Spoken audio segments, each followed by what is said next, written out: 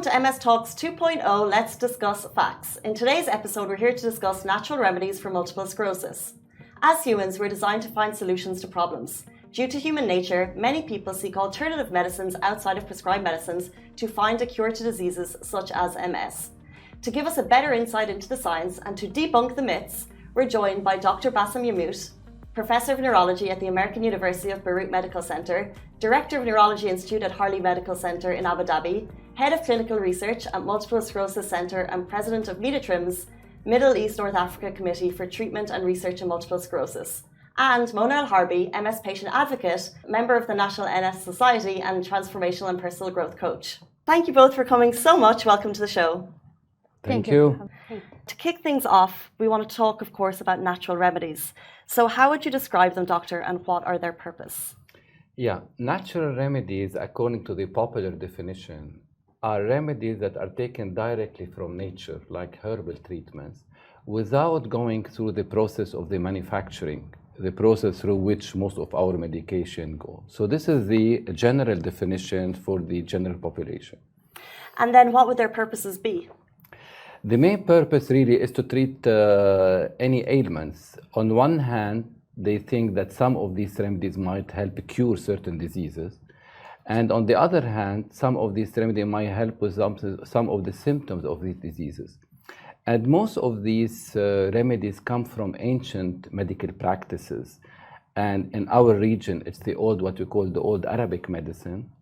And in Southeast Asia, it's mostly the old Chinese medicine. A lot of people still, and a lot of practitioners still use this old methodology, the Chinese medicine and the old Arabic medicine, but to a much lesser extent.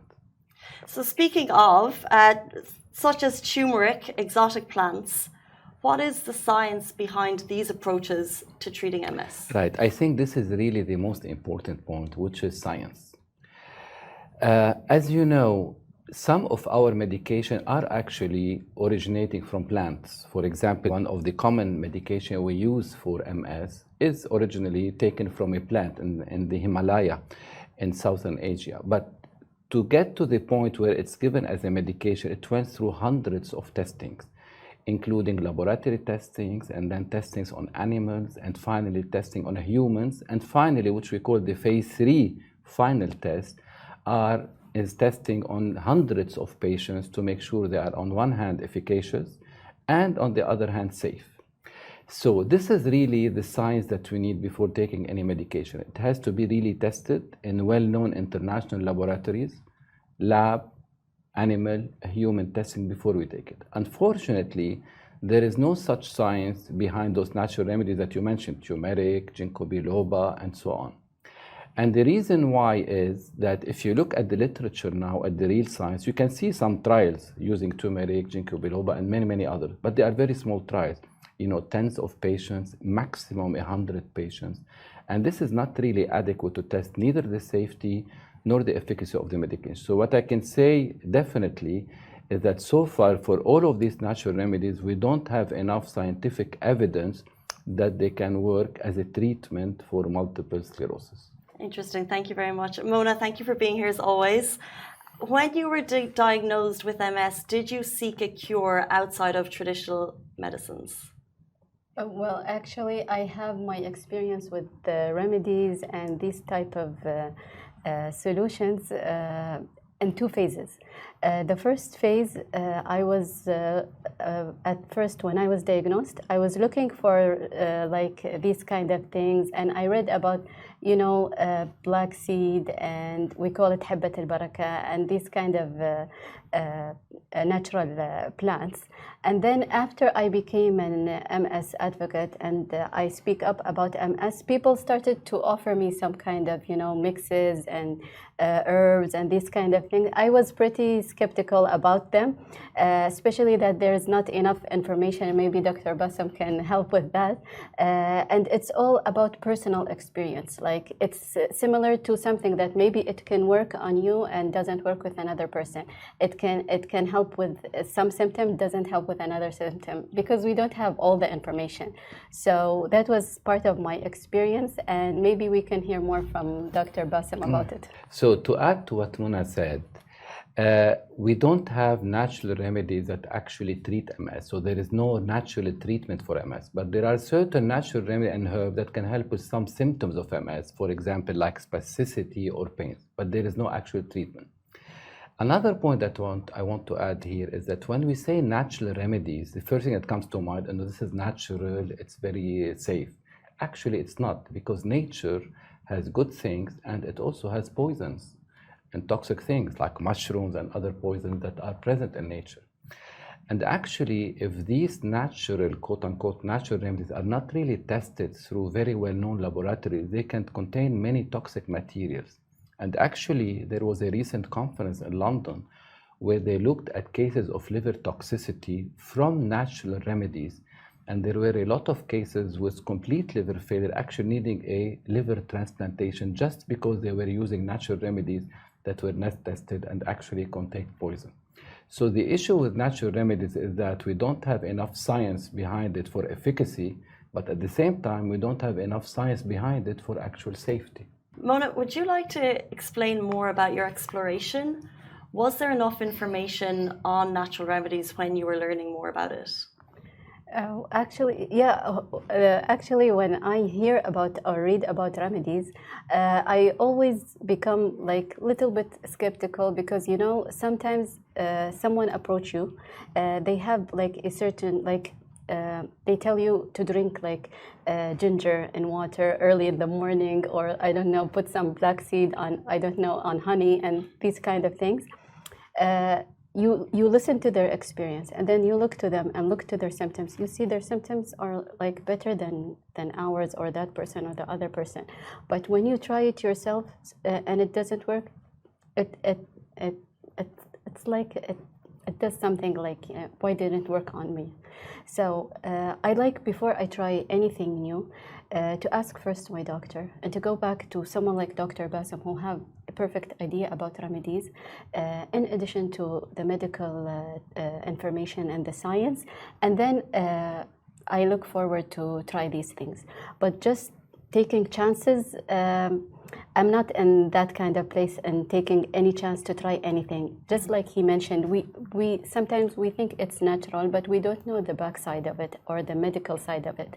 So this is my comment on this. And in general, I always encourage people who like to try new things to go back to the science and to ask their doctor, the doctor who follow up in their type of symptoms, because MS has different type of symptoms, and whatever works for you not necessarily works with another person with MS. Interesting.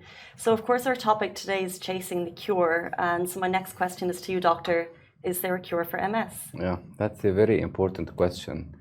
If you had asked me that question last year, I would have said no. But this year we had a major breakthrough in MS research that came from the group with Albert Achiro in Harvard. We always knew that MS really is caused by a combination of factors, both genetic, inherited, and environmental. And among the genetic, we knew that there is around a 25% of patients that have a genetic predispositions, and we have multiple members in the family with MS. And the environmental causes, we knew that there was the Epstein-Barr virus, lack of vitamin D, lack of ultraviolet exposure, obesity during adolescence, and so on. But this year, the major research came from Harvard showing that they followed patients in the US Army. And in the US Army, they take a blood test every 2 years. And you have like 10 million personnel in the service. So they followed those patients for 20 years, looking back at their blood sample, and they discovered that not a single MS case developed without a previous infection with this virus, the Epstein-Barr virus. And if you don't have this infection, you cannot develop MS. Now, at the same time, the infection by itself is not enough to produce MS. There should be other factors, but at least we have one of the major causes of MS. Now, with this new breakthrough, for the first time, we have a plausible cause for MS, which is the infection with this virus, which triggers the immune system and lead to the inflammation. And now maybe we can start using a vaccine against this virus and try to eradicate it like we eradicated polio 20, 30 years ago, or like we eradicated smallpox and maybe eradicate MS by eradicating the EB virus. Or we can start using antiviral drugs for patients that already have MS and prevent the continuing disease activity. So I can say maybe we are a step closer for a cure. What a major breakthrough, and it's so amazing to be able to share that today. Are there any other recent breakthroughs in terms of medication that could help patients? Right. Our medications, and I'm sure Mona knows that, are very, very effective. So the MS patient today is not the same MS patient as in 1990 or even 2000. You know, MS was described for the first time in Paris by Professor Charcot, and it was around 1890. It took us 100 years to develop the first MS treatment, which were the interferon injection in the early 1990s. From then till today, we have almost now 18 treatments for MS. Many of them are very highly efficacious. I always take this example. This was a study done by one of my colleagues in Italy, Maria Pea Sormani, in a single center in Italy, MS center. She looked at the patients with MS from 1990 until 2010. So from the no treatment until the high efficacious treatment. And she found that the patient in 1990, by the age of 50, almost 40% of them were on a cane, unable to ambulate independently. In 2010, by the age of 50, less than 5% of our MS patients were on a cane. So a huge advancement in treating MS and controlling the disease. So nowadays, I always reassure the patients, MS is not what you see on the Google or the internet, because these are old cases. Nowadays, we are able to control it, and we are able to change the whole natural history of the disease. So this is why now the current medication that we have are so efficacious that we don't need really to look somewhere else to natural remedies that are untested, without a known efficacy, without a known safety. We already have very good therapies, and we are able to control the disease. Amazing. And very finally, this is a question to both of you. I feel like we've well covered it throughout the chat, but do you have any advice for people who are seeking natural remedies? Just to add to what he said, usually 2 years ago when I started to have these interviews and talk about MS, I used to mention, like, if we were in the 90s and a doctor comes to you and tells you you have MS, you can go through that sad phase and you feel bad and you feel like, upset. But nowadays, if a doctor comes and tells you you have MS, you can be fully functional for the 20, 30 years of your life, and nobody can even know that you have MS. So my advice always is to go back to the correct channels and to official channels, and always go back to the doctor who's following your type of MS. Very well said. And finally to you, Doctor, the same question. I fully agree with what Mona said. Always look at the science, and the science is with your specialized doctor in MS. He or she will tell you whether there is any science behind certain remedies, how can they help. And as I mentioned, nowadays we don't need to look any further than the treatment that we have, because we already have very effective medications. Amazing insights and also such positive breakthroughs. So thank you so much, both of you, for your time today. That was MS Talks 2.0. Let's discuss facts.